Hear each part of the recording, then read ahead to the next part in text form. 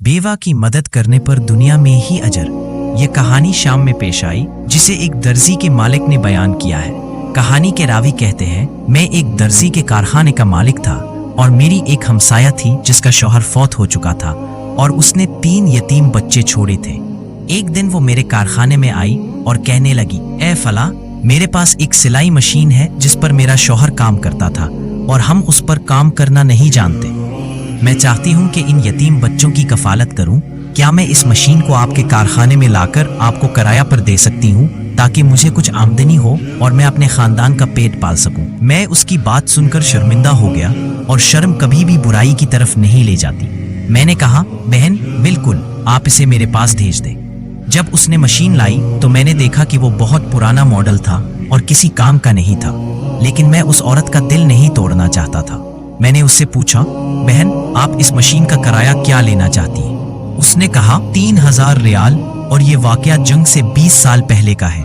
मैंने उसे 3000 रियाल दिए और मशीन को एक कोने में रख दिया क्योंकि वो किसी काम की नहीं थी, लेकिन मैंने उसका दिल नहीं तोड़ा।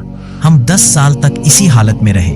हर महीने जमील आती और मशीन का किराया लेती, जबकि मशीन कारखाने के एक कोने में पड़ी रहती और कोई काम नहीं करती थी। 10 साल बाद हमने छोटे कारखाने से एक नए कारखाने में मुंतकिल किया जो कस्बे के किनारे पर था।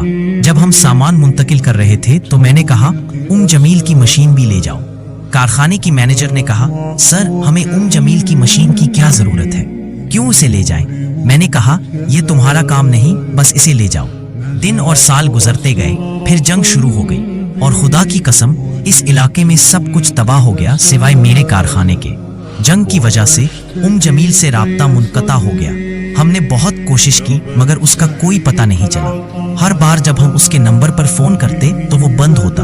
मेरी कारखाने की मैनेजर मुझे छोड़कर यूरोप चली गई। 2 माह बाद उसने मुझे फोन किया और कहा, मैंने एक ख्वाब देखा है और मैं चाहती हूँ कि आप इसे सुने।